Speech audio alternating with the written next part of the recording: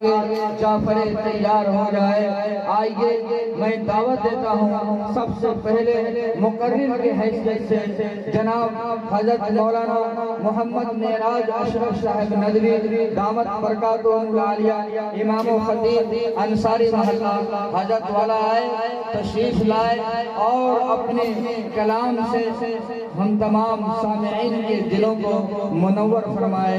بہت دیر سے سامعین انتظار کر رہے ہیں۔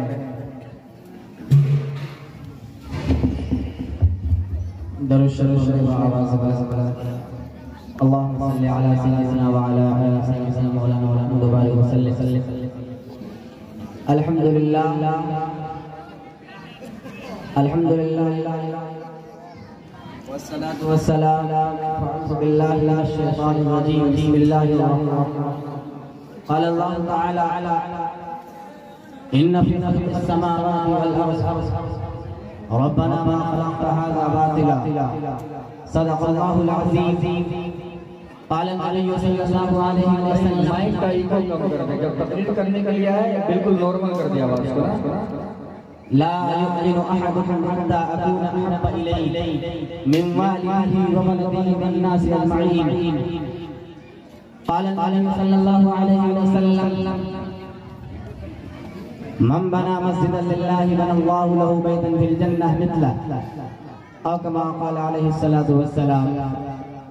واجب الاحترام اسٹیج پر تشریف فرما علماء کرام، نوجوان دوستو، عزیز بچوں، اور آج کی بہترین نظامت فرما رہے ہمارے جناب مولانا نظام الدین صاحب دامت برکاتہم العالیہ، عہد کیجئے کہ جو بھی باتیں قرآن و حدیث کی روشنی میں ہمارے کانوں میں پڑے گی انشاءاللہ ہم سب اس پر عمل کرنے کی کوشش کریں گے۔ میرے محترم، میرے بھاؤ، یہ علماء بڑے اونچے مقام کے ہوتے ہیں، یہ الگ موضوع ہے، میں نہیں چھوڑتا، مجھے الگ موضوع ملا ہے۔ اسرافیل صاحب کے حکم سے آپ کے یہاں پہلی دفعہ حاضری ہوئی۔ اللہ تبارک و تعالی جن لوگوں نے اس جلسے کو یہاں تک لانے میں کامیاب کیا ہے، اللہ تبارک و تعالی ان تمام کے اس محنت کو قبول کرے۔ میرے محترم، میرے بڑوں، میں آپ کے سامنے ایک سوال رکھوں گا، اس سے پہلے میں نے جو ابھی آپ حضرات کے سامنے ایک حدیث پڑھی ہے، لا یؤمن احدکم حتی اکون احب الیہ من والدہ وولدہ والناس اجمعین۔ ابھی میں آپ حضرات کے سامنے پیارے آقا صلی اللہ علیہ وسلم کے ایک قول نقل کیا، ابھی میں نے آپ حضرات کے سامنے پیارے آقا صلی اللہ علیہ وسلم کے حدیث پاک کا ٹکڑا نقل کیا، ہاں اس ذات گرامی کا قول نقل کیا جس کے بارے میں میرا ہی کہنا ہی نہیں، میرا ہی عقیدہ نہیں، بلکہ اس کائنات، اس دھرتی، اس سنسار کے اندر رہنے اور بسنے والے تمام انسانوں کا یہ عقیدہ ہے۔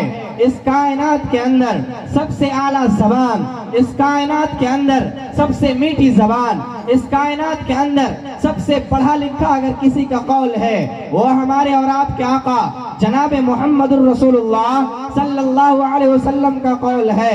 ہاں آپ زمین کے اوپر شک کریں، کیا جا سکتا ہے؟ آسمان کی رفعت کے اوپر آپ شک کریں، کیا جا سکتا ہے؟ پہاڑ کی بلندی کے اوپر آپ شک کریں، کیا جا سکتا ہے؟ رات کی تاریکی کے اندر آپ شک کریں، کیا جا سکتا ہے؟ دن کے اجالے کے اندر شک کریں، کیا جا سکتا ہے؟ الغرض کائنات کے ذرے ذرے کے اندر شک کی گنجائش ہے، لیکن کالی کملی والے جناب محمد الرسول اللہ صلی اللہ علیہ وسلم نے جو فرما دیا وہ اٹل ہے، اس میں کوئی شک و شبہ کی گنجائش نہیں ہے۔ ہاں کیوں؟ ایک شخص نماز پڑھتا ہے، نمازی کہلا سکتا ہے، ایک شخص روزہ رکھتا ہے، روزے دار کہلا سکتا ہے، ایک شخص اچھا قرآن پڑھتا ہے، قاری قرآن کہلا سکتا ہے، ایک شخص ذکر کرتا ہے، ذاکرین میں شمار ہو سکتا ہے۔ کیا کامل مومن ہونے کی یہی شرط ہے نماز پڑھ لینا؟ نہیں، اس سے اٹھ کر روزہ رکھ لینا نہیں، اس سے بھی اٹھ کر زکوٰۃ دے دینا نہیں اس سے بھی اٹھ کر اچھا قرآن پڑھ لینا، نہیں اس سے بھی اٹھ کر کافر کیا ہے حج کر لینا، نہیں اس سے بھی اٹھ کر کافر کیا ہے کہا لا یؤمن احدکم حتی اکون احب الیہ من والدہ وولدہ والناس اجمعین، کہ جب لوگوں سے جان کی قربانی مانگی جائے، جان کی قربانی پیش کرے، اولاد کی قربانی مانگی جائے، اولاد کی قربانی پیش کرے، مال کی قربانی مانگی جائے، مال کی قربانی پیش کرے، الغرض دن من دھن، جس چیز کی قربانی مانگی جائے مسلمان اس چیز کو قربان کرنا گوارا کرے۔ کالی کملی والے جناب محمد رسول اللہ صلی اللہ علیہ وسلم کا دامن ہاتھ سے چھوٹ جائے یہ مسلمان کبھی گوارا نہ کرے۔ نماز پڑھ لینے کے بعد، روزہ رکھ لینے کے بعد، تمام عبادات کو مکمل کر لینے کے جائے، لیکن آپ دیکھیں گے دنیا جتنا ایٹم بم سے نہیں گھبراتی اتنا قرآن سے اور قرآن کے مکاتب سے گھبراتی۔ آخر کبھی آپ نے غور کیا؟ ہمارے بزرگوں میں ایک نام ہے حضرت مولانا حبیب الرحمان صاحب لدھیانوی، انہوں نے ایک کتاب لکھا، اس کتاب میں ایک واقعہ لکھا، اس واقعہ کو میں نے بھی پڑھا۔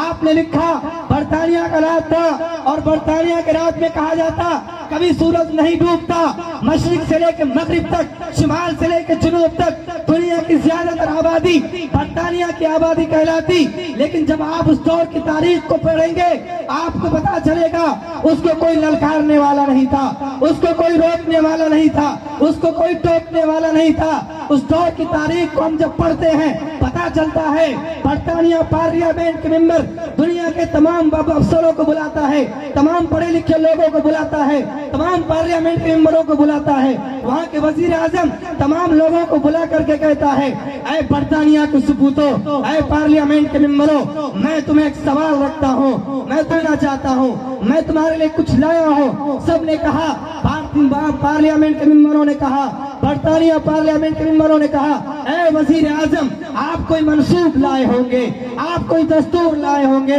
آپ کوئی قانون کی کتاب لائے ہوں گے۔